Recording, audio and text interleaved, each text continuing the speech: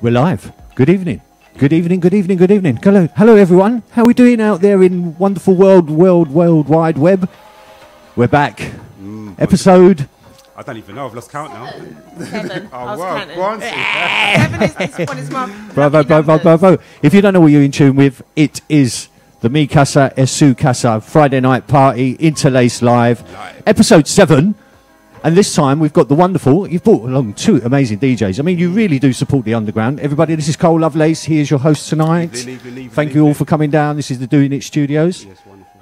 Name of the DJs, man. Sarah Finesse we've got today. Hi. And DJ Chewy. And DJ Chewy. Yeah. Which are both, again, you know, guys that really support Casa. Yeah, definitely. Yeah. Sarah's played for us from like ages ago. Yeah, like, for a long time. I was really honoured because I was like, okay, is my style going to fit in? Right, Slow down. Super excited. She's been telling me she's had butterflies and been nervous all week. So let's introduce her properly. Ladies and gentlemen, DJ Sarah Finesse. Hello, everyone. Amazing. Thank you for coming down. We really appreciate it. I mean, you know, times are funny and it's all a bit weird and, you know, you have to travel undercover. But yeah, thanks for coming down. So where have you come from? Well, we just moved to Billericay about a year ago, but we obviously were EastEnders. We used to live in Hackney. Okay. But I bought my Holly Boo. Okay. She drove with me as well tonight, so big up my Holly. But yeah, we come from Billericay, Essex. Okay. So it's not too far. Right, so where do we start with this? I mean, I'd like to take it with, obviously, the sort of, like you're saying, I mean, you're one of the regular DJs at Casa. Yeah, she's played. So how did you pick up on Sarah? I don't even, always, when we ask this question, you know, I always try and think back, where do I remember? Yeah, and I never remember. I think, was it at this, because maybe I go to a lot of parties. I don't know. I think you go to a lot of parties. A lot of parties, I think, and what it was, I think, he was like, oh my God, I really like your sound. And I was kind of, not up front, but I don't really play out a lot at them times. I'm still kind of a little bit like that. Oh, really? So I was just like, because I feel like I'm quite used to seeing your name around. It's getting there. I mean, I think I'm a little bit like Marmite. Not Marmite, but I'm kind of, you know, with the sound, I'm a little bit selfish how I play, but it was amazing. Kind of really so should we take it there then? I mean, so you've been DJing how long? Oh, a long time. I mean, 20 years, but not really massively on the scene. I started off on Deja. I've got to big up Super D for that because he introduced me to that. So thanks, Super. I was on there for about 9 years. Okay. And then I went into Unknown. So this is when? What period? God, about 1990, 2001. Wow. And then I went on to Unknown for about 8-9 years.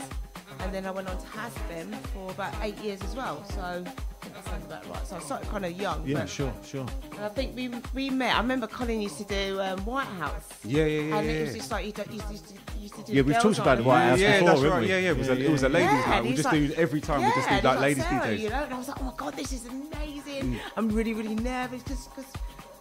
You know, I've got to thank Colin, I've got to thank Ford, I've got to thank T, I've got to thank a lot of people who brought me in. Yeah. The thing is, the circuits, you think it's big, but it's quite small. You've got pockets of ravers and pockets of groups of... Sure. Very true. So, I was going to touch on that sort of within the conversation we're having. No, that's fine.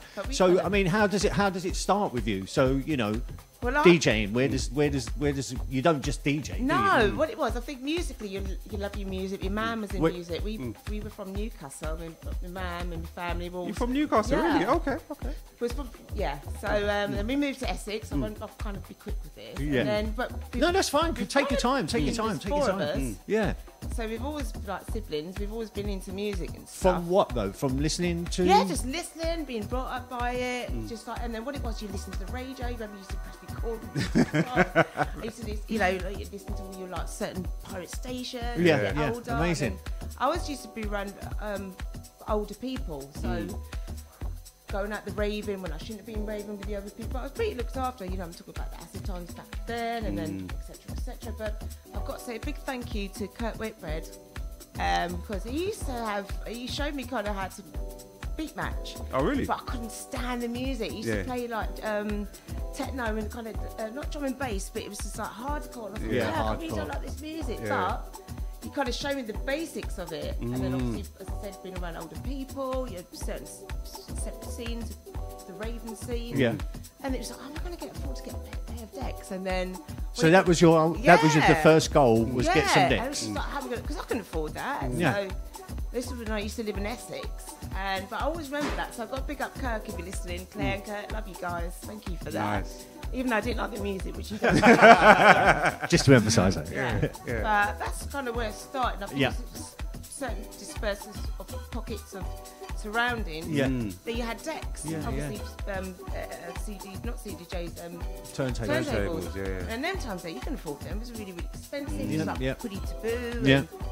And of course, getting music as well. Yeah, Music was more expensive. I think probably when you start going to record shops, and then started off like doing the record shopping and doing this and going online, and then he's like, okay, this is good. Once I've got the decks, and then I think what it was again, I do have to say a massive shout out to a lot of people on the scene, a lot of people doing the party, especially as well, Colin. Ford was one of the first persons that actually brought me in, so big up Ford. We had him, he was on the last show, I've got to say a massive shout out. We love Ford. I know, he's so cool. And we was rocking vinyl then. So was you making sacrifices to get vinyl? No, because I got me decks. Yeah. It was just like, it wasn't sacrifice, but it was just like, my headset was, sorry. You know when you love something, a certain sound, I know I was picking a certain sound which I really, really like. And I think what kind of pushed me back a bit, which I didn't mind, was I wouldn't get booked for certain venues, and I'd get it because I wouldn't fit in, and I would say no because I'd clear the dance floor if I wanted to go home. Okay. So was that because your style you were following at that time? Yeah, I think so. Do you kind of give yourself a tag? Like what style do you play? I kind of Sarah Finesse. Selfish. No, I don't Selfish mean finesse. it, But I don't mind not being booked for lots of stuff and lots of stuff that do get booked. But I really appreciate it. I'm not out there consistent. Yeah. But when I'm out there, it's really, really lovely because I get loads of support from people. So I appreciate that. And without ravers and without the DJs, because there's so much out there. Well, you play with a certain kind of passion behind the decks. Do you know what I mean? And it's a good question what you've asked there, because if I was to describe your style, I don't know what it is. You know what I mean? I know I love it. You know, it's unique, it's underground, but that's nice. You can't put it in anywhere, and that's what happens. You know, with music, you get pigeonholed, isn't it? Going back to that style thing, I mean, you've mentioned a couple of times you feel like it might have held you back or not got you some bookings. I don't mind that though. I think that's good. I like. I mean, that's your style. Yeah, but I like that. I wasn't actually complaining, but thank you anyone who did. Yeah. When you start off, and then you say no, it's like, okay, I'm not going to book her because she's not going to fit in. It's great, I'll get it. What would you call that style though? What would you, or wouldn't you call it? It was just Sarah style. Yeah, just like underground. No, but you know, I mean, some of the best DJs, they play their way. You with me? And it's like whether you get it or you don't get it, and not everyone gets it. Yeah, I am a little bit like chocolate mama. But some of the music, all right, some of the DJs play their style, but some of Sarah's music I've never heard anywhere else. Thank you. You know, similar to Chewy. Some of the tracks what Chewy plays. I mean, I tell you, from my point of view, you know, if I go to a club, I want to hear a DJ that makes my ears kind of twitch, you know, prick up a little bit. You don't, you know, but that's kind of like, you know, that's that passion you have to hear the new, to hear someone doing a little bit something different, maybe even taking a risk or two. But have you ever found? I mean, it's quite strange. Like even no problem at all. Even with like what we've done here. I mean, I was saying earlier, Cole's probably one of the only promoters in London that supports London DJs. I mean, you'd never go for names. You go for what you like, regardless whether they're here, there, or over there. 100%. And also, like, gender's never been an issue. Do you know what I'm saying? And we've had no, definitely not. You're a man. But the other side of it as well is, you know, we've had Marcia Carr here, who's like solid, I mean, massive on the underground scene, a total music aficionado. We've had Lady T, who's like, you know, the queen of underground, and yourself now as well. Do you find gender's ever been a problem on the scene? Because I find it's not. You know, you guys in particular have always just been DJs. Yeah, I think. No, not really. I think what's funny is, say like you're doing on the Facebook and you're in the tag and they'll go, bad girl DJ, so it's fine, but some people might take offence, ladies. Sure, exactly. Bad girl, she's like bad DJ. Bad DJ, full stop. We're all kind of tight, this community, so I think in term of the raving scene. So you're not going to be offended by that, 100%. But it is nice when you go out and you do a set and you feel it when you come up after. You think, oh God, that was all right. Because I get really nervous, whether or not you guys know. I haven't noticed. But yeah, so I'm just like, oh my God, and then I get into that third or fourth tune. I feel like I'm rolling. Right, I go, relax, okay, here we go, we're rolling, and then I'm all right. Then I come off, you can tell. Every DJ can tell you've had a really bad set or a good set. Oh, of course, yeah, yes, yeah, for sure. I don't mind that. I don't mind that at all, and I've just had no issues. It makes sense. It makes perfect Yeah. sense. So would you feel? How has music changed, or how has the scene changed? Over the time, regardless of COVID, but how has the scene changed?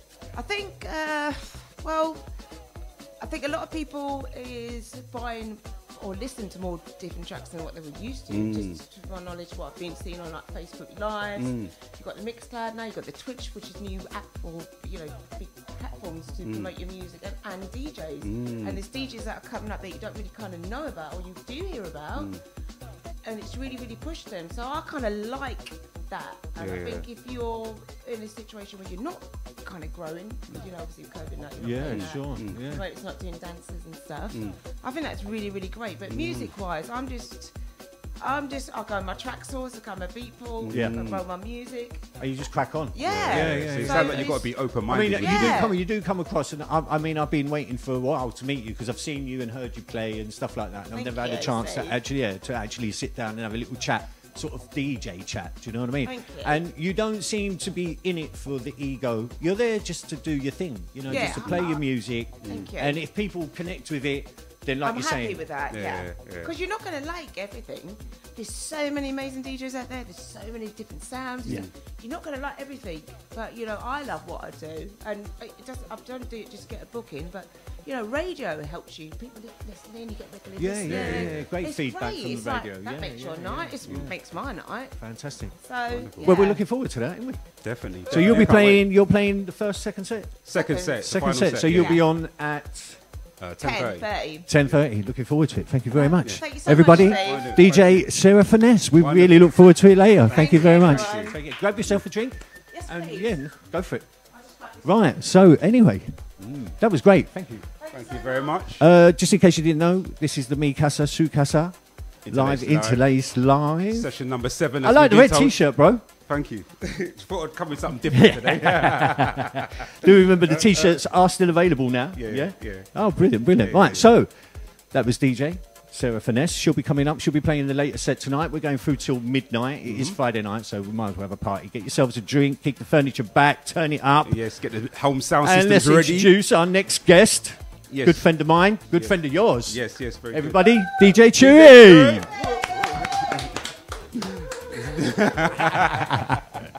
You might want to twitch that mic up a little bit there because you're so tall. From the short lady.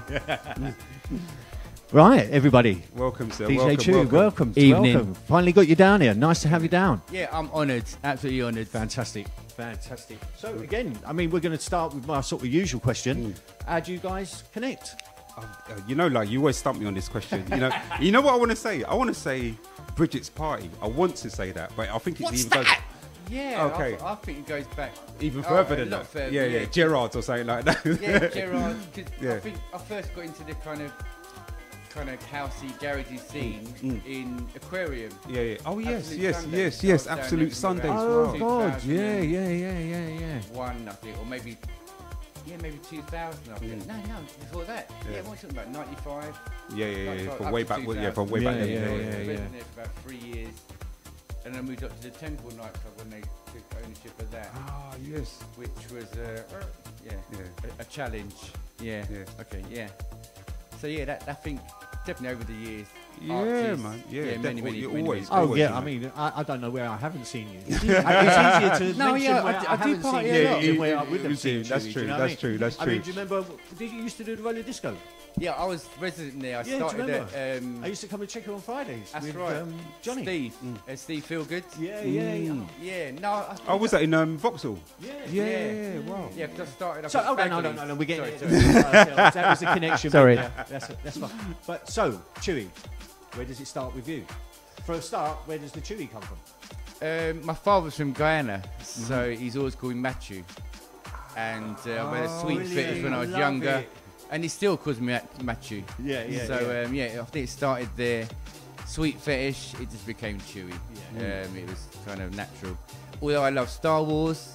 And you're tall, you're not as airy, and you're not as... and oddly my son's called Harrison Luke Richards. Oh, serious? Okay. That's right, Harrison. So where does it start with, like, you know, I mean, did Chewy come before DJing, or did you... Oh, yeah, no, DJing came first. I'd say, like, music was the first kind of attraction in my life, really, for entertainment and... medication. You know, I think I've been quite fortunate with my age, being 21. 49, hands up, 71. So I kind of grew up with my father from Guyana, so he loved real reggae music. You know, Al Green, you know, Peter Tosh, real quality, real reggae. You know, not dance or anything like that. And then my mum was more into the kind of your Dale Warwick. Patti LaBelle, Can you imagine the sounds coming out of that household, man? So from a young age I was quite influenced, and I was into kind of reggae, soul, anything kind of from the West Indies, really. And so my first love for music, I'd say, was jungle, because it kind of interlinked everything that I love. From rare grooves to reggae to early soul music. Especially that early jungle stuff where they were using a lot of the rare groove samples. That's right. And mixing it with reggae as well. I found that really interesting, that period of the jungle. It kind of resonated the streets, as the saying goes. So for me that was like my first DJ love.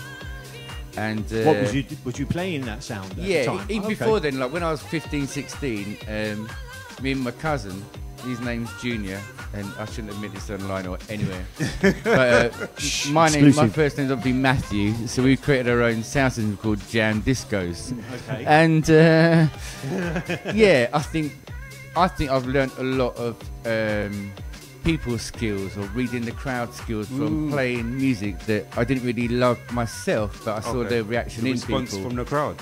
So I'd play anything, you know, rock and roll, you name it, whatever people asked for, and so that gave me, like, I think they call it aptitude, you know, be able to read the crowd and adapt. So you've had a kind of eclectic sort of mix of music from an early age, then? Yeah, definitely. So and you've had a proper schooling in the DJ world. Yeah, and I have to say, I think I'm quite fortunate with my age and what I've seen and experienced and learned, and very, very lucky. Yes, I kind of went from the jungle, and I kind of think, for myself, I used to love, and I still love MCs that I love, like host MCs. So for me, that scene changed from jungle, and then, being totally truthful, hands up, I think a lot of the MCs telling their own stories, for me, lost its real attraction. Well, I kind of like, are you familiar with DT? There was DT and ME, and they were my resident MCs all the time. Because I mean, if there was any MCs that knew when to just cut it out, let the DJ do his thing, and then just give it that little. You're right on that. I agree with you. You know, and they had their party lines. It was like, you know, where it used to remind me like the old real hip hop. You know, where it was like, you know, put your hands in the air and just keep it simple. But like you're saying, then the MCing, especially in the garage scene, became much more relevant, which, you know, obviously turns into grime. It became more dominant over the music. The MC became the forefront, and the music was like the background or the beat. Do you know what I mean? It didn't work out for me because some of the MC groups were kind of big. It kind of forced its way, and I think it kind of had an effect on the movement. Overshadowed the DJs a little bit at the time, though. It really did. Same thing happened with the kind of jungle scene. Then it moved on to the UK garage scene, which was predominantly similarly. It resonated the streets, it was your thong songs, and it was music.